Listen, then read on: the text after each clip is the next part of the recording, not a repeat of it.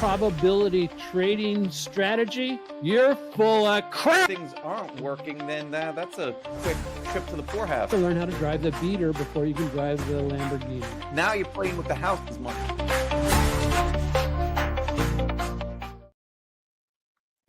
Hey, good morning and Happy New Year, everybody. Good morning, Mike. Happy New Year, Dennis. All right. Hey, folks, have you ever felt like, you're just overwhelmed by trading advice? You get what you think of conflicting strategies, conflicting views from experts who basically have shown the proof that they have been successful in what they're doing, but you're new to trading, or maybe you're, just looking for a new service, new system because your old one isn't working. Well, today we're going to basically be reviewing that, cut to the chase, and hopefully help you climb out of that valley of despair where you're looking up and going, oh, I got into this new thing, but my whole world is crashing. And it's especially great to do when we're starting a new year. I know, Mike, I got lost following multiple people, confused about, which one do I really want to listen to and all that kind of stuff. But we're going to be covering not only that, but we're going to be also covering 4 other really huge issues that a trader can basically be making decisions right now and taking actions so that they can smoothly go into 2025. Does that sound like a good deal? Yeah, that sounds like a great deal. And, there's I think that we're living in a time where there's a lot of great information out there. Like when I was first starting out, I don't remember there being this much information out there, the trading being this accessible. And one of the problems that when you have so much great information is, filtering it down and just having, it's like going to a buffet, like an all-you-can-eat buffet, and all the food looks great, and you pile your plate a mile high, and then you get your seat, and it's like, well, how am I going to eat all this? Yeah, I feel like that's kind of the situation that we're in right now. So, and maybe the funny thing, the bad thing is you try to eat it, and then you feel really, really, really bad, right? You end up throwing up by the time you're done, and that's what can happen too if you try to eat too much of the great trading material that's out there too fast. You end up regurgitating it all over your portfolio, and it's not a pretty picture. Yeah, and so like we want to save the big part of this to towards not towards the end, but we'll save this and we'll cover this in just a bit. But the thing about it is, because we do have some answers. We have some answers that I think will help people clear the fog and cut through to provide them a more clear picture of what they need to be doing. Because it reminds me of the old saying that my dad used to always tell me is he goes, you don't want to be a jack of all trades and a master of none, which I think that's really relative since we're talking about trading. And while we would like to have all the advice that's out there from people like Mark Minervini, Mark Douglas, Dennis Wilborn, Mike Lamott, is focus in on a little, clearly have big goal. Matter of fact, I was doing my goals this weekend with my wife for 2025. And one of the things that came to mind is have big, audacious goals, right? At the same time, though, have small steps, measurable steps to reach the goal. Because I can't manage that big ass goal. You know what I'm saying? I can't because it's too far away. Because if I told you what my goal was for my trading this year, you would go, yeah, sure, Dennis. Yeah, no way possible. However, if I cut it down to manageable goals, manageable objectives, and small steps, and just making sure I'm taking that small step day after day, week after week, and it will contribute to making that big goal. And so anyway, So what about you, Mike? What are you doing? What kind of goals have you set up for 2025 before we get into segment number one? Oh my goodness. Hey, it's real interesting in that um, my biggest goal is to walk in the way of the Lord and follow Christ as much as I can and turn my life over Right on. him and allow him to lead the way. So, well, what does that even mean? Part of that means that I'm doing the process and he's leading the way, that I'm not as worried about the results. I'm worried about doing what I'm supposed to be doing. I saw a Mm, fantastic interview, and we spoke about it a little bit last time, between Jordan Peterson and Dallas Jenkins. He's the guy that sure. created the Chosen, and his big epiphany was just focusing on loaves and fish, right? So his thing is that he's great at creating. He's great at writing, telling stories, and when he was worried about metrics, when he was worried about, well, how many people are going to watch my shows and how many people are, like doing that part, don't worry about that. You just have your couple of loaves of bread, you have your couple of loaves of fish, and worry, God will handle the rest. So Yeah. that's Right on. what I'm focusing more on, to do what I do very well, which is teaching and coaching and helping people one on one in small groups, developing education, and hopefully, if I'm doing that well, then that'll help amplify, and all to the glory of God. Yeah, spot on. And you and I are totally in agreement with that, because it reminds me of, why did we start the Trading Truth podcast? There's one, yeah, to reach people for trading and all that kind of stuff. But you know what a lot of people probably don't know this, but our ultimate reason for starting the show was allowing us to reach over 100. We wanted to reach 100,000 people with both the message of lifestyle freedom from trading, but more than that, a life freedom due to salvation and trust in Jesus Christ. That's what we started this for. Mm. You remember?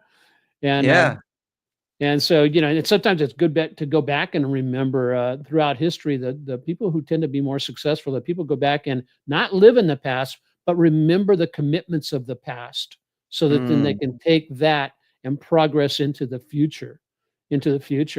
And so, yeah, my big Yeah. one Absolutely. for goals for the I'm looking forward to the year is, rather than trying to come up with new stuff, I'm going to be focusing on trying to put 80% of my time behind what was already working, Mhm. what was working and working well.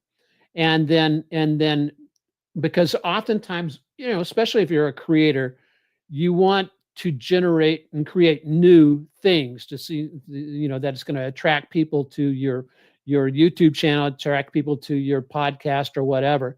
But how about if you just, find something of a huge value? And I think that what we provide with regarding debunking the myths of the market, uh, it can help a lot of people from stepping on the landmines that they may encounter when they're either starting to trade, or no matter what level of trader they are.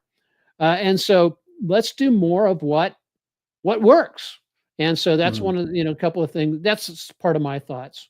Yeah, I think that's a great theme for traders too, right? Well, especially when you're doing that post analysis and you're going back through the prior trades.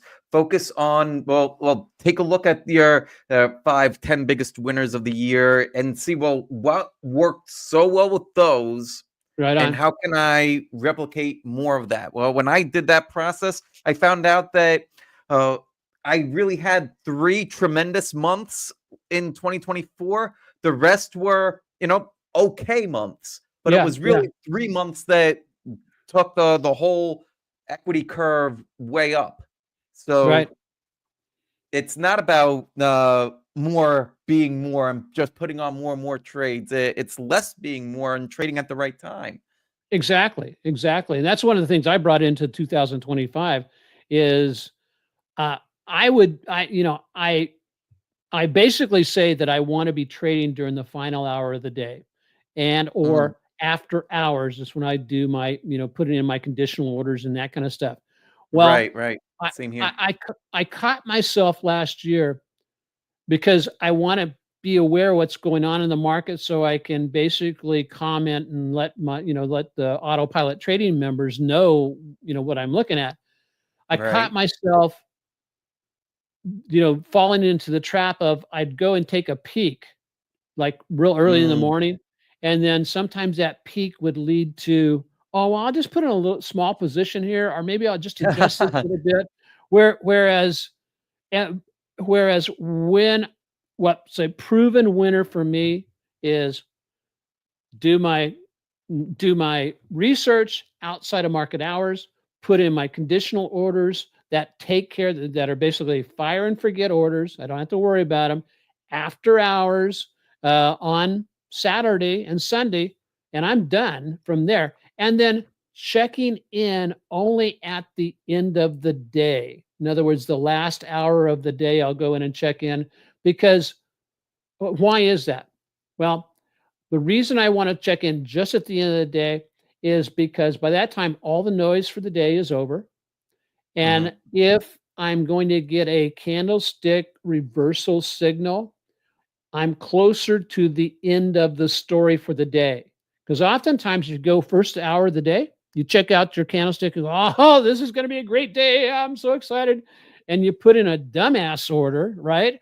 To say, Mm. because you're emotional about it. Whereas and then by the come back on the end of the day and you go, oh, why did my stop loss get hit? Oh, what? That's if you use stop losses. Oh, What yeah, happened? sure. What happened? Because the candlestick that was showing up for the day at the beginning of the day may not be the one that actually finishes the day. And um, it's kind of like I think it's kind of like the deal of have you ever been with somebody or who you're watching a movie with them and they're basically predicting what's going to happen in the movie and all that kind of stuff, but they haven't got a clue really. And Mm. that's what it's like. I mean, I live with somebody who does that. No, Mm. and no, my Michelle's Gonna lovely, get but into trouble here, Dennis. I know.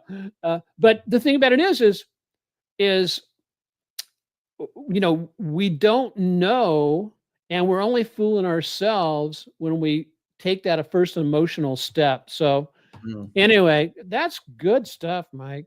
So and but and that leads us kind of into the first part of what the one of the big landmines that traders step on of Yeah, all yeah. sorts is basically managing expectations and emotions. Many new traders Mm. enter the market with high hopes of rapid gains. I know, speaking for myself, and I know I've heard your story, we do the same thing. And this is, you did kind of the same thing.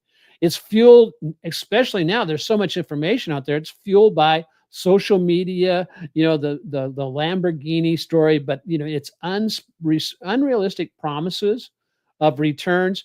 And really, Mm. in reality, is that markets are unpredictable and expecting consistent high returns without preparation often leads to frustration, impulsive decision making, emotional traps like fear, greed, and FOMO, fear of missing out. Mhm. And they can actually derail a new trader or any trader off of their good intentions. So, have you ever started a new year with big goals only to feel overwhelmed when things don't go as planned?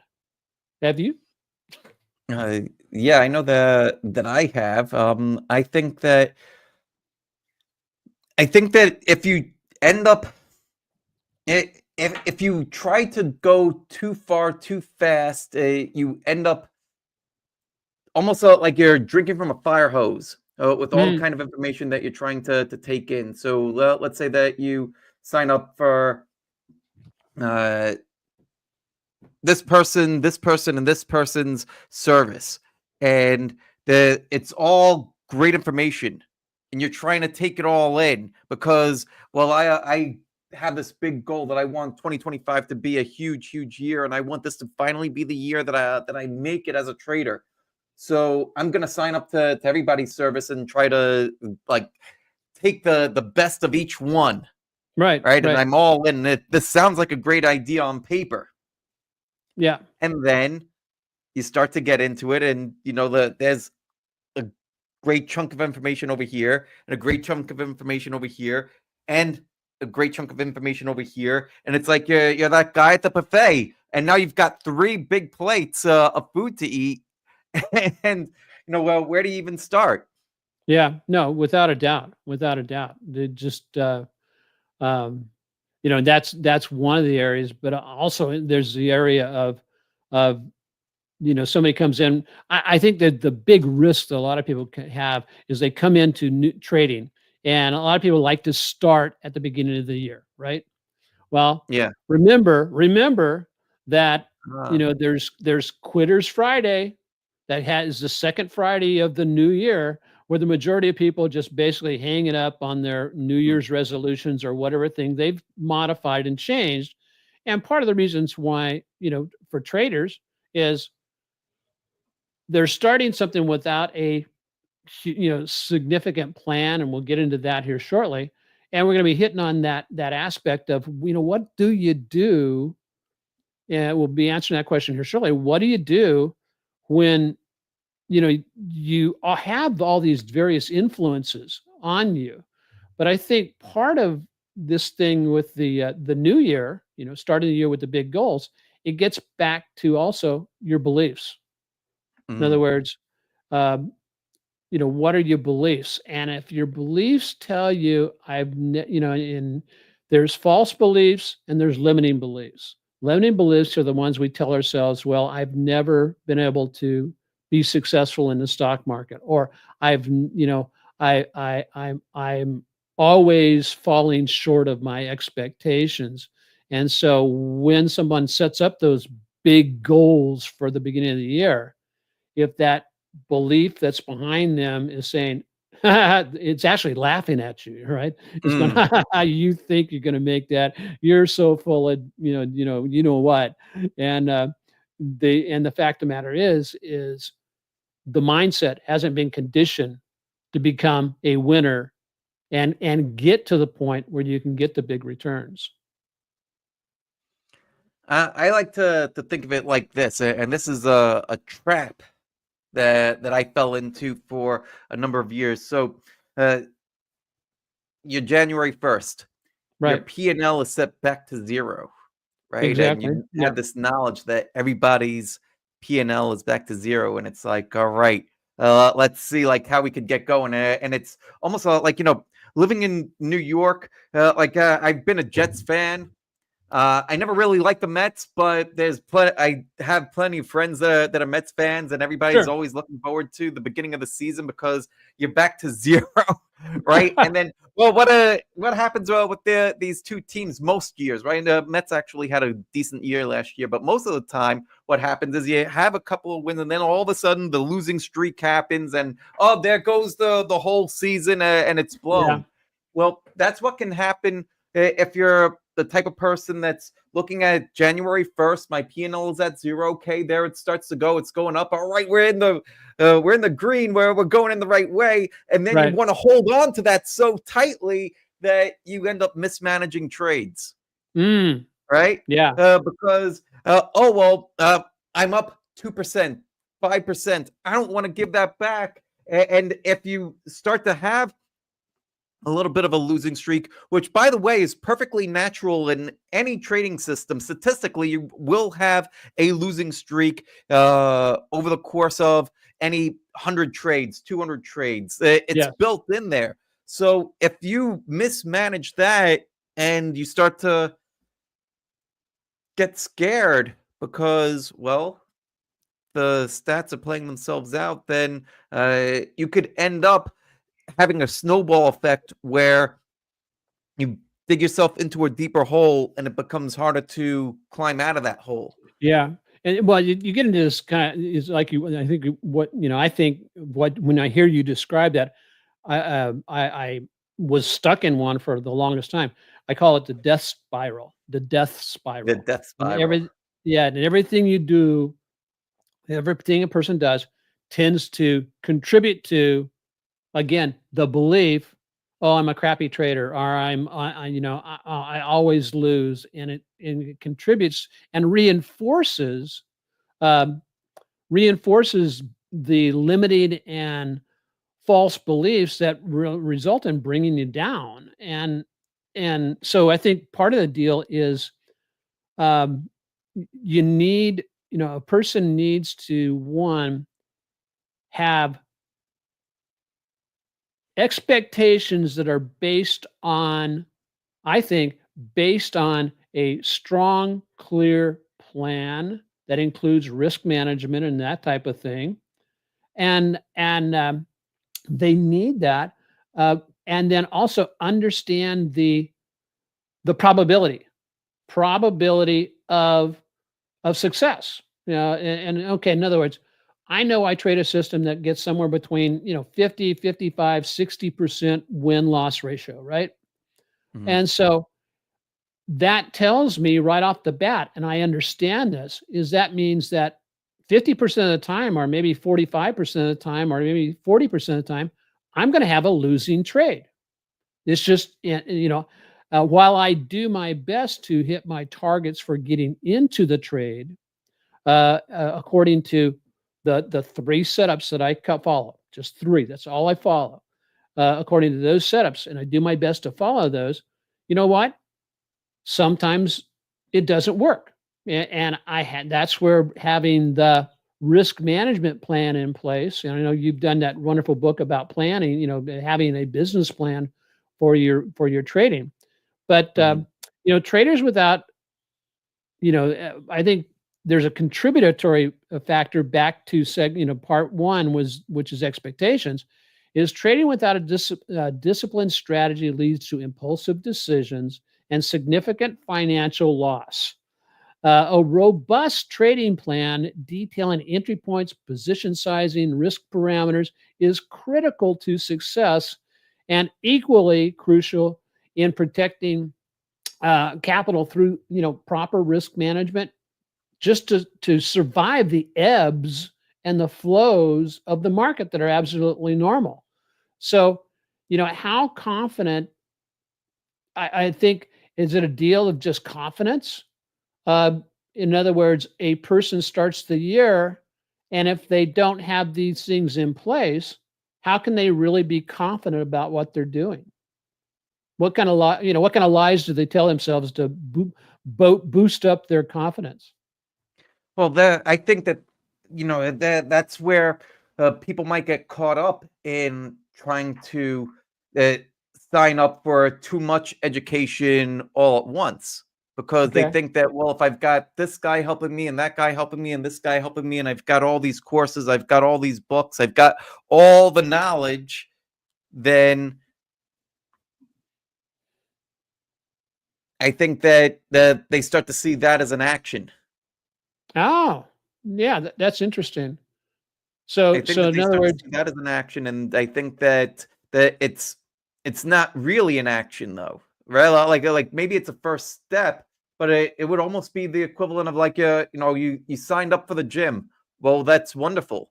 yeah, Could you use all the machines all at the same time? Could you take a spin class, a hit class, sure, a weightlifting class all at the same time? No, sure. it's physically impossible. You've got to do one of those things at a time. Yeah, And by the time you're done with one of them, you'll probably be too tired to do the next one. So just do ex one. exactly. Well, I mean, it gets us back to the concept of capacity, but what comes to mind for me is, it's like, okay, somebody makes the New Year's resolution. I'm gonna get in shape this year, right? And so they pat themselves on the back, because during the first week of the new year, they go down to Skechers, they go down to buy a pair of running shoes, right? Mhm. However, the running shoes stay in the box for the whole month of January, but they tell themselves, well, I started, Mm. that's baloney. That's BS, because while, I mean, I guess it's kind of a start, but if you never lace up your shoes and put them on and go out on the track or go out and run in your neighborhood, have you really started? No matter what Yeah, you tell no, yourself? and it's uncomfortable to start. Whether it's getting in shape, whether it's trading, whether it's whatever it is, it's going to be uncomfortable.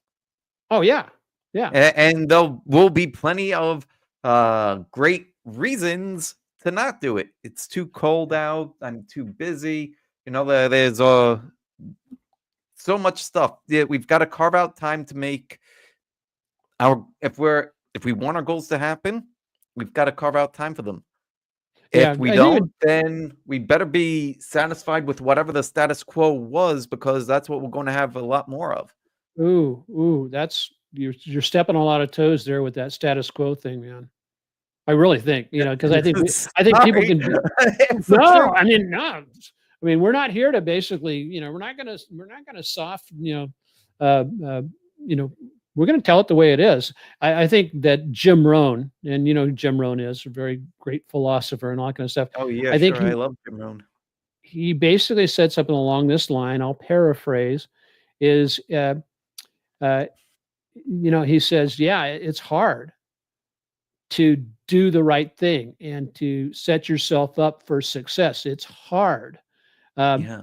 but he goes on to say the difficulties in following the right path weighs ounces compared to the regret of not following the right path, which weighs pounds or tons, is what he said. It Oh weighs sure.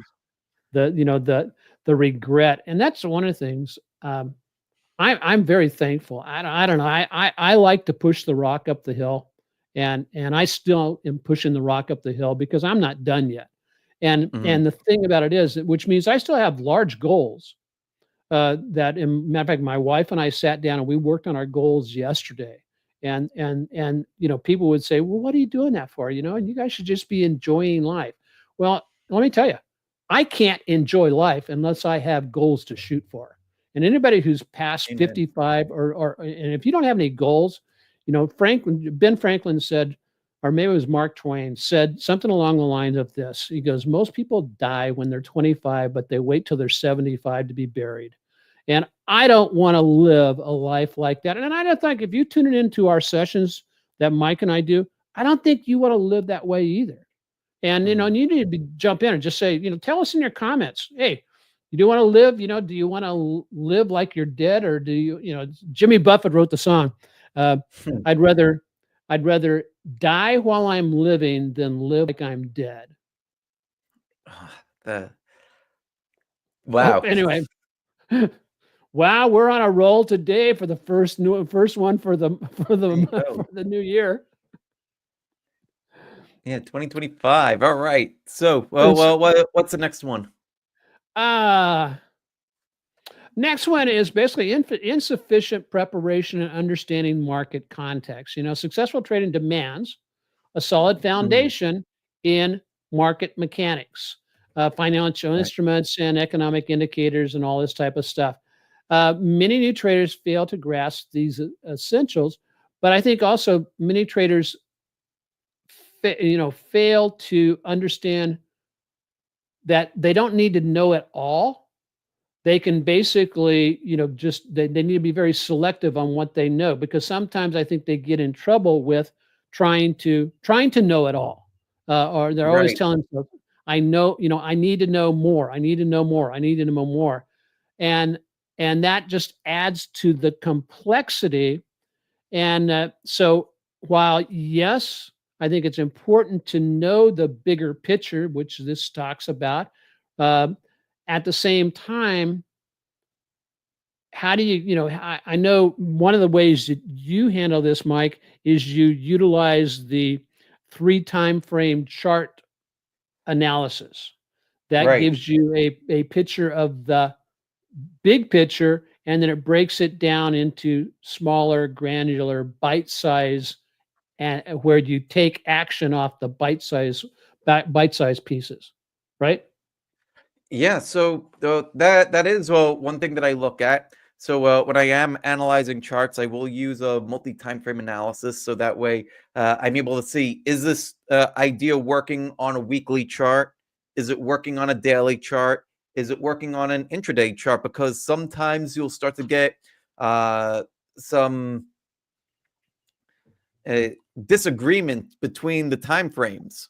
Yeah. And when you're able to clearly spot price consolidations across time frames, those tend to produce the smoothest moves.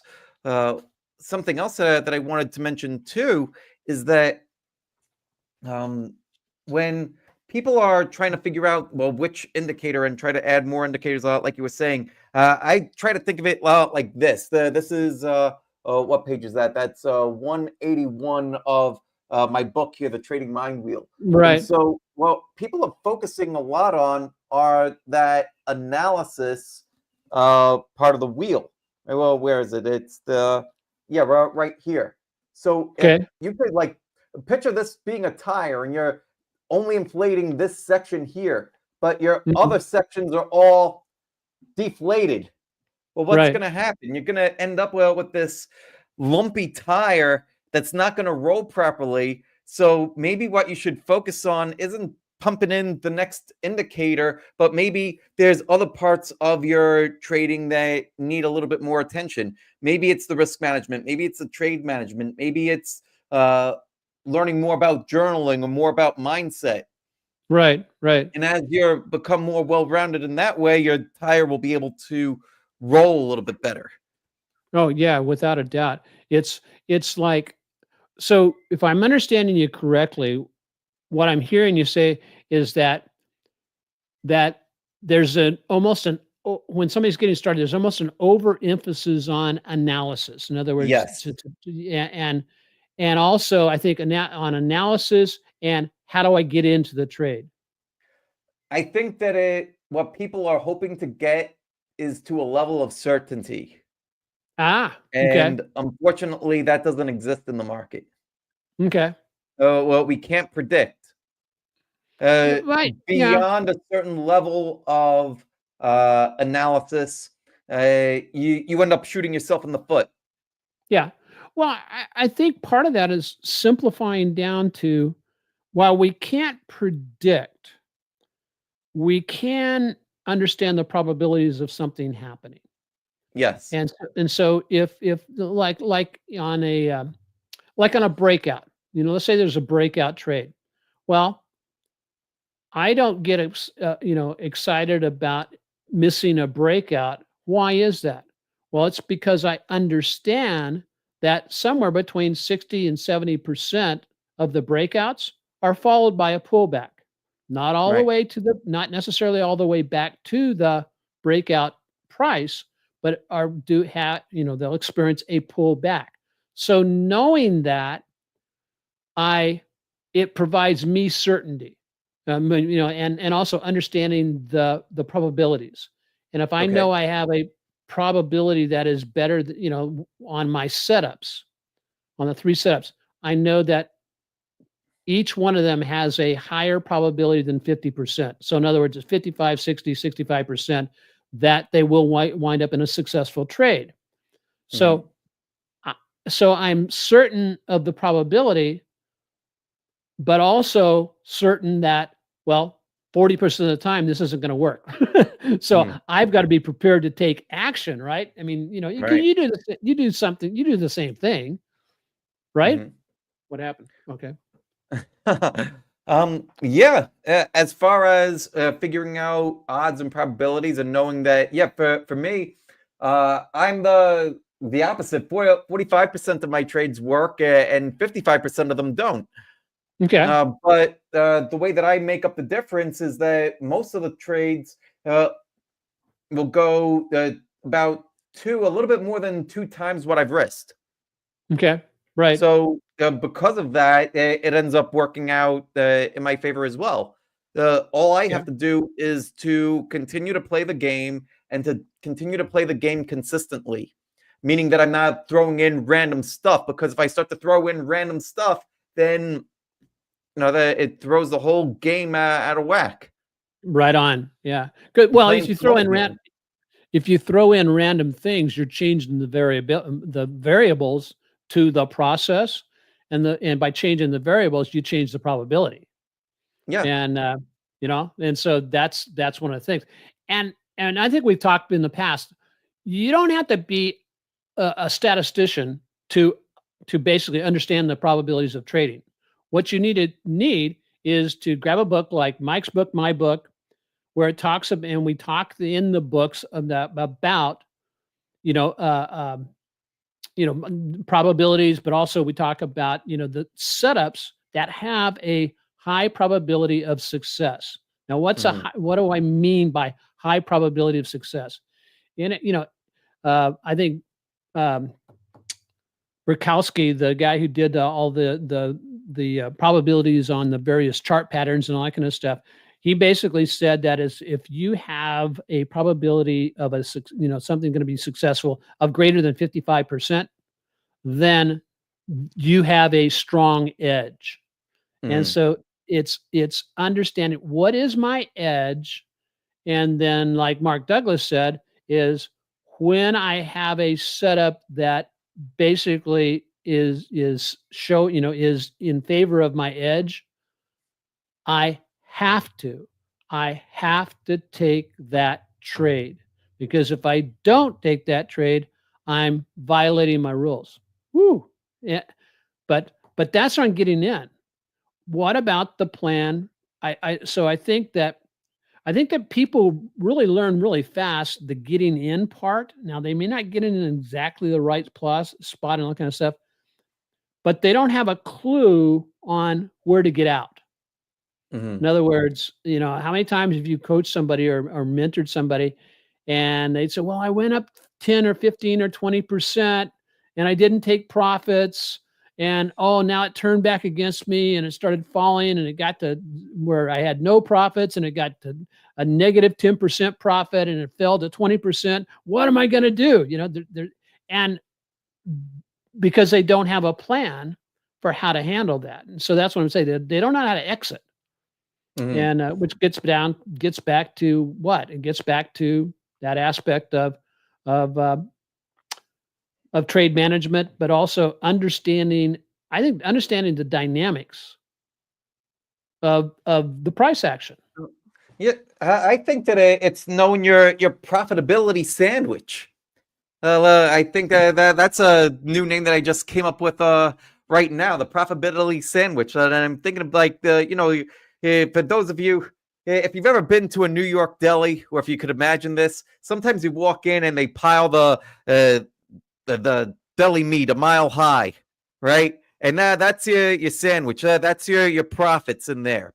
So how thick are your profits? Well, you might start to see that your sandwich over time is starting to get a little bit smaller, right? Yeah. So if you see that, oh, over my last 10 trades, instead of my trades running 15%, they've only been running 10%, then that would Mhm. be something that can allow you to say, you know what, maybe I should start to take some more profits earlier because my trades aren't running as far. That's what I Right mean on. by this profitability sandwich, paying attention to how far your trades run while you're in it. Right. It's Right. also something that I call the high watermark. For those of Okay. you that have familiar with some of the other stuff that I've spoken about in the book, or with any of the other courses or things that I teach, but it's the high watermark too. How far does a trade go while you're in it? Yeah. And knowing that answer can help you figure out when to take profits. Okay. Okay. And then wrapping that up with, of course, having a line in the sand that is not going to be violated for where at least your hard stop will be, so Oh, that sure. because that's your insurance policy.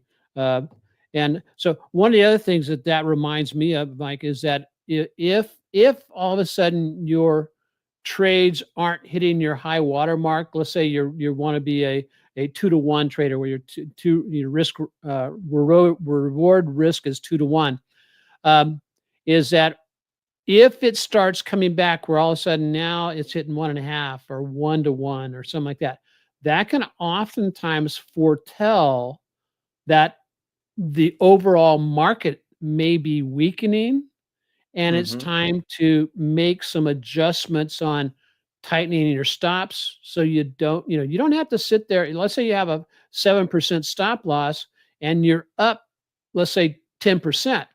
Well, I don't have to wait just think about it. If I wait for it to get my price action to get all the way back down to my original 7% that means I would just lost 17%, Right. you know? And so I can say, well, wait a second. If I'm up, 10%, I don't want to give back more than 7% of that, let's say, or 5% of that. So you can start making the adjustments. But if your let's say your sandwich, your profitability sandwich starts getting skinnier, it may be time to say, okay, it's the market is telling me I need to go on a diet and I need to only I can take off profits at 10%, not 15%. Just a thought. Yeah, exactly. And so, okay, hey, let's see. Oh, yeah, this next one is really a good one. Adapting to volatility and avoiding overconfidence. Um, Mm, the uh, the the inherent uncertainty of the markets, and we've been talking about this already. Which this outline is just really working out well. I think because we're covering a lot of really great stuff. But the uncertainty in the market is amplified by potential policy changes, global dynamics. The Trump rally that happened after the election. mhm, Requires that we be at least be aware and flexible about what's going on. So early successes, especially in simulated tradings, often lead to overconfidence, causing traders to neglect their plans and take unnecessary risk. It's I don't know about you, Mike, but I've been there. I've done that. Matter of fact, in talking to a lot of other traders, like I know John Carter's story is he had a ceiling on top of how much he could get his account up to. And it was like 35, $40,000. He'd get up to there and then he would start feeling really overconfident about what he was doing and then start doing dumb trades that mm, would knock down uh, his capital amount back to where not totally back to where he started, but back down to where a place where he felt comfortable. In other words, I'm only, he would, I'm only, he had made a decision in his mind. I'm only worth $25,000, and so when my account gets up to $40,000, I don't deserve that. oh, wow. So what did he And do? well, what he did was basically he changed his process when the pain got so tough because it's so high, the pain became so high, and what he had done is he had uh, got his account up to like $40,000 for or a little bit more, and he was going to take some of that money and use it for a down payment on a house for he and his future wife, right? Mhm, And so he thought to himself, he goes, "Oh, I guess got up to $45,000. Well, if I just take this other options trade, I could double that in 2 days mm, and pay for the house completely, right?" Um, it was this is back a few years ago, when you could get a house for $80,000, mm, but he basically then just blew it all. I mean, just went crashing down, and so he had to go and tell his future wife, "Oh, hi, sweetheart. Oh, by the way, on that house we were going to buy together, we can't do it because I lost the money." So that's when he changed his process and changed how he followed his rules and his plans, and he basically controlled his trading. He kept his trading within the sphere of the plan, mm, because each one of our trading plans should have, look at it like being a sphere. And you can go in right. all directions as long as you don't pop the bubble and get outside the fear, because that's when problems, take off. So have you ever felt so confident in your strategy that you ignored the warning signs? That's a question Have for I ever you. oh, for me, have I ever felt Yeah. so confident that I ignored the warning signs? That it's not I don't think that it's being so confident in the system. I think that you for me, it's been because I have experienced something like this, but I think that it's not gaining more confidence in the system. I think that it's uh, starting to almost relax on what got me there in the first place because things are Okay. going so well. It's just like, okay, this seems to be rolling. Let me deviate my attention and start paying attention to something else. And now I've got this false expectation of how things are so good, and I take my eyes off the road, and the next thing that I know, I'm in a tree. Gotcha. So in other words, what you're saying, if I understand what you're saying, is that basically, um, the is not overconfidence in the system, it's a overconfidence in your own capabilities, or even thinking, "Oh, I don't need my stinking system. Look out, how well I'm doing. Because I've got piled up all these wins." And Right. We're because not even thinking that, but just thinking that, like, I finally got it. And then yeah, you take that breath and you relax, and well, you can't hold the weight up if you're relaxed, that's right. right? Like Right on. you still have to hold it up. So there is no relaxing. You just you keep it. Trading might get a little bit easier because you know what to do and how to do it, but it's not where you just say, "Oh, the routine," and you put it down, and Mm, you expect to okay, have results without doing the routine that got you here. gotcha. Okay. So, yeah, so did you so you weren't overconfident, but at the same time, you were basically, um, what, just not adapt, It was almost seeing it like, like you're running a marathon, and you okay, finally get to the end, and you cross the finish line, and you throw your hands up in the air because you finally got to the end, and then you relax. okay, But the race isn't yeah, if you're trading, the race isn't over, right, right, right? Like, you okay, still have to do all the things that got you to that finish line.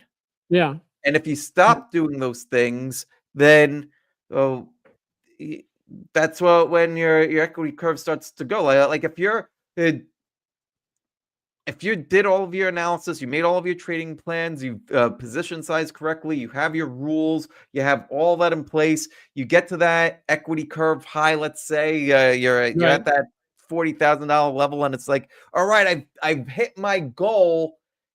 Now it's time to relax yeah, because I've made it. Well, if you're not doing all the things that got you to the goal, well, where do you think you're going to end up? mm, yeah, Right? It's like the guy that goes to the gym and they hit the goal of losing X amount of weight, and it's like, all right, I did it. Now what? Well, yeah. So in other words, well, it sounds like it's almost like a mindset issue, or a belief issue. Well, I made it to my goal. Now, a lot of times we reward ourselves, and I think we're taught how to do this. We reward ourselves by relaxing. In yeah, other words, it's like, oh, well, you worked really hard this week. You did, really well. Just take the weekend off. Don't do anything. And so, now I'm not saying that we shouldn't enjoy our relaxation. That's not what I'm saying. What I am saying though is be careful that your relaxation doesn't dull your blade. yes, You know what I'm yes, saying? exactly. Okay. And Yeah. you could systematize, you could automate, you could get more efficient at your processes, so that way, well, if you're starting out, it's not taking you the same amount of time, the same amount of effort that it was when Sure. you were first starting out, but you still Sure. have to have all those mechanisms in place to continue getting the result. And if you relax on that without systematizing and evolving and everything that I just Right. said, then that's how you start to, you know, go off the rail, and you start to see your equity curve dropping, and it's like, uh-oh, what do I do? Maybe I should, fill in the blank.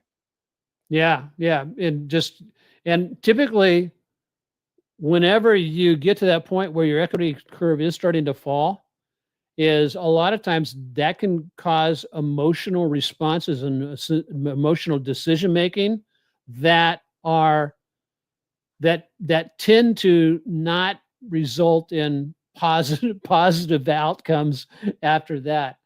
And so, anyway, and then All About English tells us that I can those target goals. I can those target goals versus lifestyle goals. Yeah, without a doubt, and understand those. And so, well, let's talk about the big elephant in the room. I mean, we've waited long enough, and I want to thank everybody for hanging in there because, go tell everybody that, send them an email right now or a text message or a signal that we're getting into we're going to address the elephant in the room. We've been building to this, and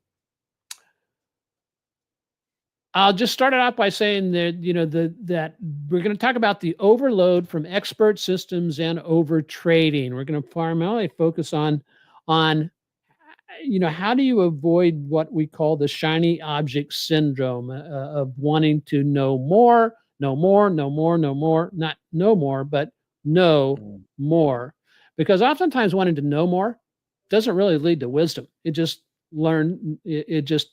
loads up your bags that you carry around. Oh, I know so much, but you don't have the time to apply what you know, so it never turns into wisdom. So the abundance of trading systems and expert opinions, um, are just overloading the networks out there. Information overload is huge, and it can result in confusion, inconsistency, and many traders switch strategies so frequently that they never master a single approach. This is often compounded by over trading, trying to recover losses or chase every perceived opportunity. And also, I think leads to a really huge risk of comparing oneself to the expert that they're following.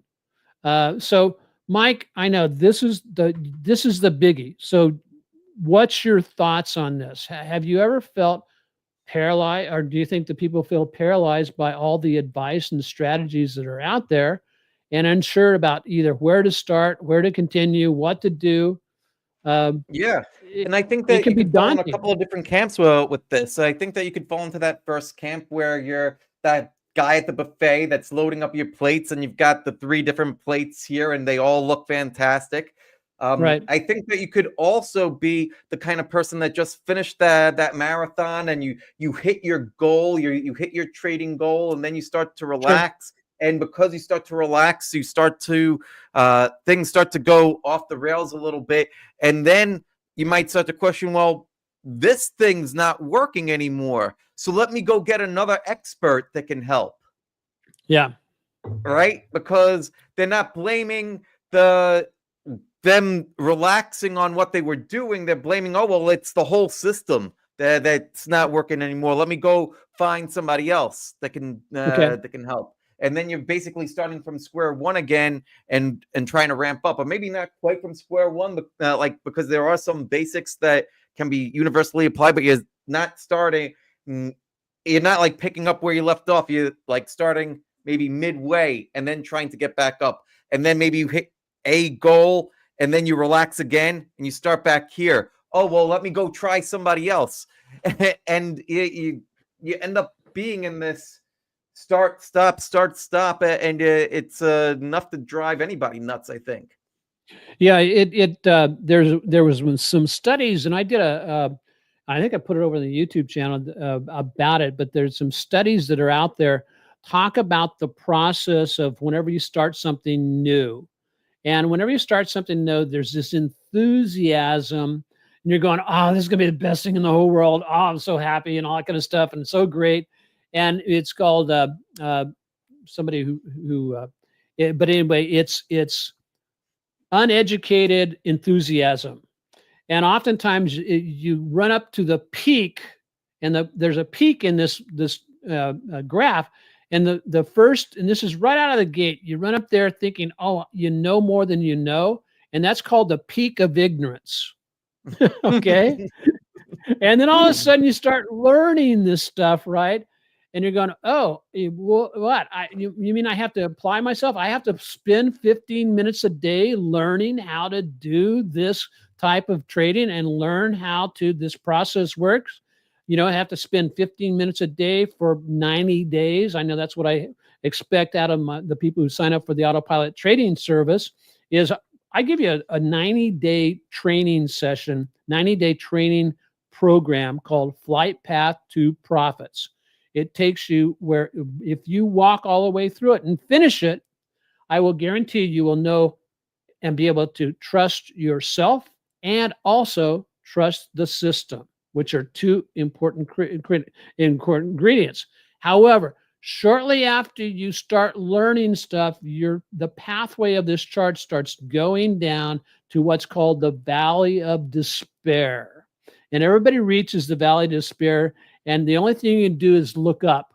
And you're looking up, and what are you seeing? You're basically going, oh gosh, the way I was doing it before is so much easier, because you're in pain trying to learn. So, oh, everything else was so great. Oh, I'll just go back to what I was doing before, or I'll go back and find something. So there's a huge choice that's made in the valley of despair to quit and go back, or recognize where you are and say, gosh darn it, I'm going to keep going, because he said, Dennis said it's going to take 90 days to get through this. I'm going to keep pushing through. And then once you make that decision, just keep pushing through, and keep paper trading, keep doing your simulated trades, and all of a sudden you start getting this experience under your belt, and then you start up the other side, and then the confidence turns into knowledgeable confidence until you peak out way above the peak of ignorance, and you basically reach the plateau up here where you can operate and very profitably. And so, for me, that's the process. And I would venture to say that the majority of people, I know you have a process, Mike, I have a process, Mark Minervini has a process, Investor Business Daily has a process. But if you're trying to jam all of those into a single bag, it's like, you've got 15 pounds of crap to put into a 5-pound bag. You basically are going in self-defeat mode from the get-go. And sorry for going on so long but I'm very emotional and very passionate about that, about this particular topic. Is you have to measure, and make a decision. That's the other thing. Make a decision. Say, you know what? I'm going to do this for at least 96 months, a year. And oftentimes it takes you a year to really learn the system and learn yourself. But I'm going to commit to that. And I'm going to do the 15 minutes a day. I'm going to commit 15 minutes a day, and I will grow, and I will grow, and I will grow.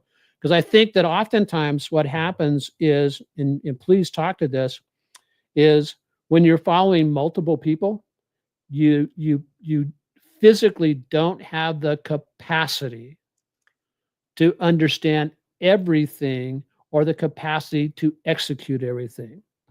Right. And so I think that part of it comes down to, what do you want this to be? What do you want this trading thing to be? Do you want it to be a hobby? Do you want it to be a business? Do you want it to be something that's going to give you an income, or to help you grow your wealth? Well, what do you really want it to be? Because if you start to take in too much information from all over the place, it does become a bit of a hobby. It does become a bit of a form of entertainment. And it's not that there's something inherently wrong with that, but if that's not your goal, if your goal is, well, I want this to be able to make money for me, and I want to be able to do that on a consistent basis, well, that having your legs and your limbs go in all different directions, that's not going to get you to where you want to go. You've got to be pointed in one direction and head in that direction for an extended period of time, just like how Dennis was saying. Yeah. So, yeah, like if you want to be entertained, go listen to the experts on TikTok and Instagram. But if you want to basically start really putting some the other thing I think in this area, Mike, is when you're trying to listen to multiple people Yeah. without having a foundation, a foundation that's strong enough to build on, it is it basically leads to disaster. It's like where it talks about in the Bible where the wise man built his house on the rock, and then but uh, the fool built his house on the sand. And it's like if you're trying to basically take in everything from three different people and you're putting that on sand for your foundation, guess what? It's basically going to get washed out and it'll destroy everything. It'll destroy everything because then you find yourself going, um, "What should I do? What should I do?" And and believe it or not, one of the number one pain points of traders is lack of certainty, lack of certainty about what they're doing. And so if you're putting in multiple things, who are you going to be certain about? What are you going to be certain about? So what kind of questions should a person ask themselves when they're assessing, a somebody to follow, Mike? And I ask that question not from the aspect of, um, I'm totally good with people following you and doing what following your system, all that kind of stuff. I know you're totally good with people following me. And if somebody wants to follow Mark or somebody else, I'm totally cool with that. And I would Right. rather them be successful doing that than unsuccessful trying to follow everybody. So what's Yeah, some of your advice? absolutely. That I'm the set. I'm the same way.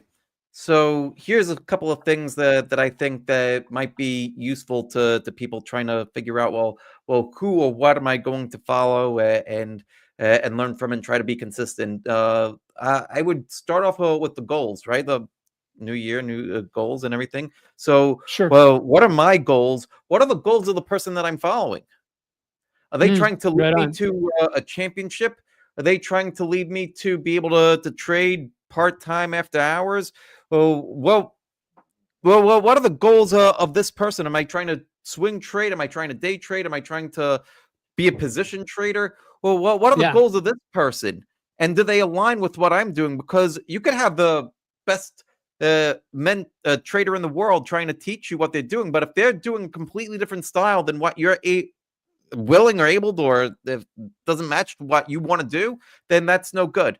You've got to Right on. be in alignment with the whoever is going to be helping you to teach you. All right. And then I would start to think through, well, what are the beliefs of this person? Right? Like do I agree with what and how they're operating?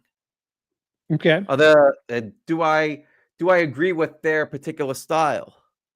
Okay. Or am I learning something new? And if I am going to learn something new, am I willing to learn something new? Then the Yeah, part that's of a it's big one. you holding up the mirror and saying, well, what am I willing to sacrifice to get to where I want to go? Yeah. Because if you're not willing to make certain sacrifices to get to where you want to go, then you get to stay where you are. Yeah. That's a huge important point that you hit on right there. And that's one of the reasons why I have a questionnaire that goes out to anybody who wants to, join our premium service, that's the and will be wanting to join our mentoring service in the future is Right. that and one of the questions I ask, are you willing to, it's a it's a two-way street. I'm going to do here's what I'm going to do. Here's my promise to you. I will present you the as best I can my system how it works. I'm going to put you onto a 90-day program that you can basically get yourself educated and wiser. You'll get 400 trades, simulated trades during that time frame. You'll know what you're doing when you finish that. Now, the other question is, and I asked this question, are you willing to do that? Are part of the deal. Are you willing to do 90 days? And if they come back and say no, well, they don't qualify to get in. Yeah, and, because that's what and you mentioned something about, you know, they, the person asking, wanting to know, do their goals align with your goals? Is if you have a question about that, there's a really simple way to don't guess. You know, shoot Mike an email or send him a text or a message. Send me a message and say, "Hey, Dennis, what are your goals? Hey, Mike, what are your goals for your system?" And that way, and we love answering questions like that because those are really Yeah. good questions rather than well, how high do you think NVIDIA is going to go? I mean, when somebody sends me a simple question like, another question like that, I'm going, where's the context and why do I want to answer that? Because those kind of answers are saved for my premium members. So what else? What other points? We're running a little bit over, guys, but this is such an important point. And so what other things, Mike? Would you tell a person? Well, the other part of it, I think, is their ability to execute. Are they able Okay, to execute in the same way that you're teaching? right on.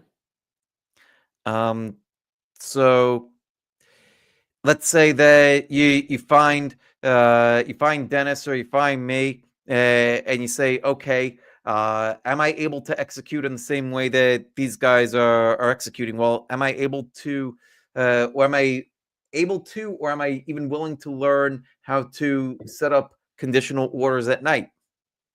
Sure. Yeah. Right? If you're sitting there saying, well, what in the heck is a conditional order, and do I need to be a programmer? And that just sounds way too hard, and you're already starting to stack up all the reasons why not to. Then maybe you're not a good fit. But Right that on. doesn't mean Right that you on. can't change that and just say, all right, you know what? I'm gonna sacrifice that line of thinking to just say, okay, I give up. I'm an open book.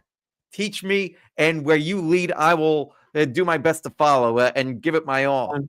Then I think that you become in a better place to be coachable, and where somebody like Dennis or even myself might be able to help you. But if you're Right on. not in that kind of place, then it'll be difficult for any coach or mentor to Yeah. help, because you've got to be coachable in order to be coached. Yeah. I'm going to add. Can I add two more? Please, yeah, go for it. One is, um, the person should answer the question for themselves. What am I willing to give up to achieve my goals? Are you willing to give up a half hour of television every evening so you can do the plan and do the study? I mean, I remember when I was in grad school, I did two majors in grad school, and I was going to Cal Berkeley for my grad work, and I had to make a decision. In order to do two masters at the same time, uh, I had to give up some stuff, right? And what I had to give up was I had to give up watching television. And Mm, so I was, stuck on my computer all the time. And like I said, but I was willing to give it up because of what, well, one, it was achieving something that very few people achieve. That's one thing. But I knew that it would pay dividends in the long run. So for financial freedom, for lifestyle freedom, for all that kind of stuff. What are you willing to give up in order to achieve that? And if the answer is nothing, you know, go follow somebody else. That's it. Go follow somebody else. The other thing, Mike, is ask them, one needs to ask themselves, do I have the capacity? And it is kind of related to what am I willing to give up? But do I have the capacity to execute, learn, do these things?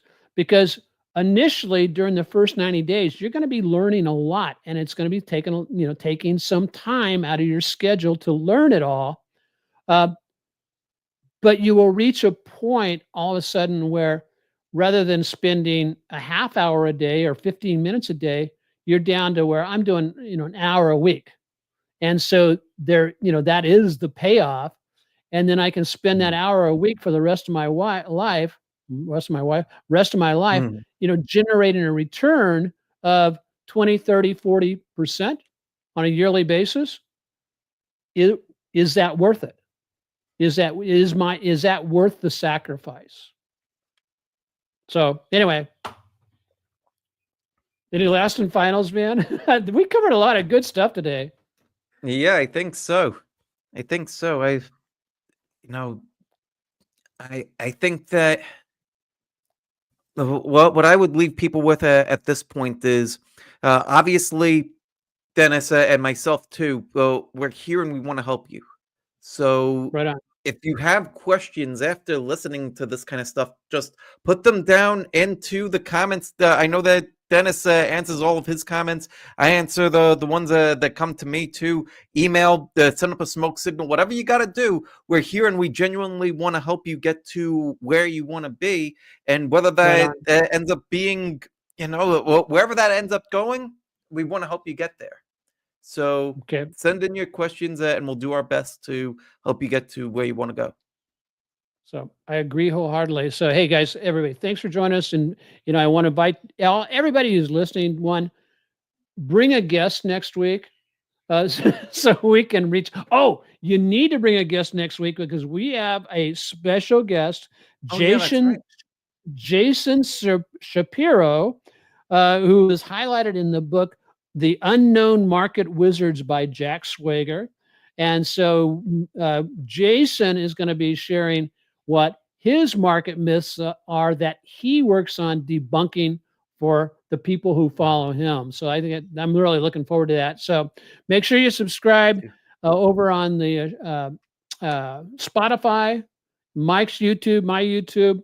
And I've got a couple of really great videos over on YouTube where I'm actually talking about crypto, XRP.